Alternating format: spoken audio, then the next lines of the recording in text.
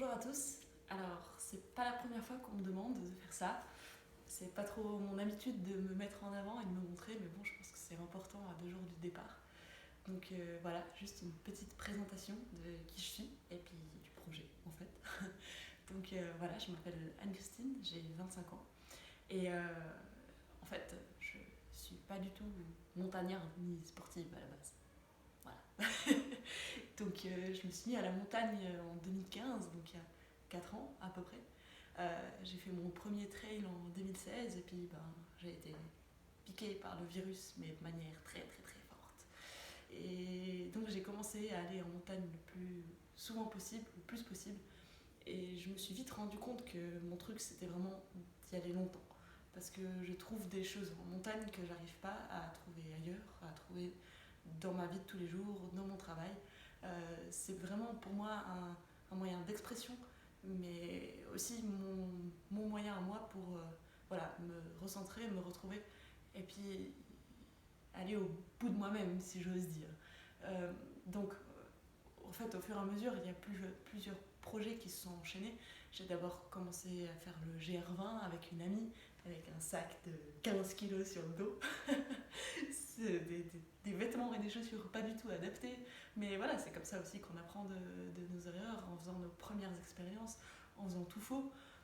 J'ai trouvé ça incroyable, c'était une expérience vraiment fabuleuse et puis un paysage magnifique.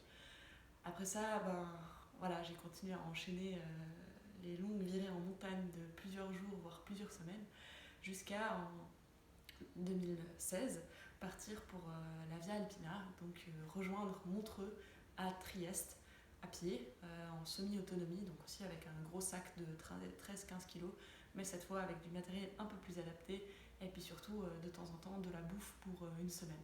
Euh, voilà, donc je suis partie 2 mois et demi faire ça.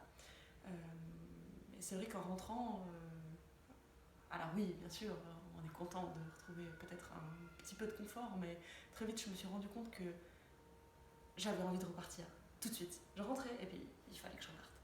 Et donc voilà, d'autres projets se sont encore enchaînés. J'ai commencé à faire des virées avec des sacs un petit peu plus légers. Par exemple, l'année passée, j'ai refait un bout de la Via Alpina, mais en courant cette fois. Alors en courant, on est d'accord qu'avec un sac de 7-8 kilos, on court pas trop. Mais voilà, j'ai fait la partie verte de la Via Alpina en Suisse sur une semaine. Donc c'était 360 km sur 7 jours. Donc j'ai fait ça l'année passée, fin de l'été passé. Et puis après ça, je me suis dit, il faut que je fasse quelque chose de plus gros, quoi. Et donc voilà, c'est comme ça qu'est venue l'idée de ce projet-là. Au début, je voulais partir de Wissembourg, en fait, donc, qui est le début du GR5, de la partie française du GR5.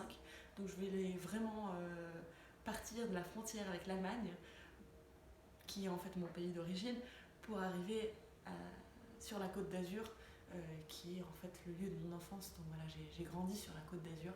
Donc le côté symbolique est quand même un petit peu important pour moi. Finalement, je me suis dit que en plein été, traverser le Jura et les Vosges, j'étais pas si sûre, quoi, et que les Alpes, je les aimais trop. Donc j'ai décidé de changer un petit peu mon parcours et puis de partir d'Inans, donc des Grisons, pour rejoindre Saint-Gingolph et puis ensuite descendre jusqu'à la Méditerranée. Ça me permet de rester entièrement dans les Alpes, en fait, d'avoir un paysage un petit peu plus escarpé, un petit peu plus alpin, un peu plus technique. Moi, j'adore ça. Je fais aussi un petit peu d'alpinisme, un peu de grimpe. Donc voilà, c'est un milieu que j'affectionne tout particulièrement. Et puis voilà, le côté peut-être un peu plus symbolique, c'est que la Suisse, maintenant j'y vis depuis 6 ans. C'est un pays que j'apprécie énormément, tant pour sa diversité que pour ses paysages. C'est absolument incroyable de vivre ici, j'ai une chance énorme et j'en ai bien conscience. Et puis voilà, j'ai quand même envie de rejoindre la Méditerranée et surtout de passer aussi par le Mercantour, la vallée des merveilles, donc tous ces coins qui étaient juste à côté de chez moi mais que je n'ai pas du tout pris le temps d'explorer parce que je ne connaissais rien à la montagne quand j'ai grandi par là-bas. Et puis en fait, d'habitude mes virées, je les fais plutôt de manière solitaire. j'aime bien m'isoler et puis partir seule. Mais cette fois, j'avais envie de partager un petit peu plus. Et puis surtout, voilà, il y a quand même une cause qui me tient à cœur, c'est le cancer. J'ai perdu 2 personnes de ma famille à cause d'un cancer. Et je pense que c'est vraiment une maladie, une foutue maladie qui touche tout le monde, de près ou de loin. Et même si je peux pas faire grand chose, je veux dire, je suis pas médecin, je suis pas chercheuse, j'ai pas des compétences particulières dans le domaine de la médecine. J'avais envie quand même de contribuer à toute petite micro-échelle en fait à l'avancée de la recherche sur le cancer. Et c'est pour ça que voilà, je veux soutenir la Ligue suisse contre le cancer au travers de ce projet.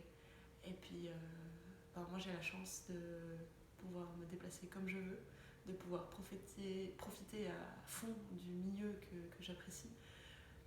Et c'est une chance inouïe et ça j'en ai bien conscience. Et voilà, c'est aussi pour ça que j'ai envie de partager un petit peu cette aventure qui va être, je suis certaine, pleine de rebondissements et de surprises. Donc n'hésitez pas à me suivre, il y aura des nouvelles, je vais essayer en tout cas régulièrement sur Facebook. Donc voilà, n'hésitez pas à me suivre et puis à laisser un petit commentaire. À tout bientôt.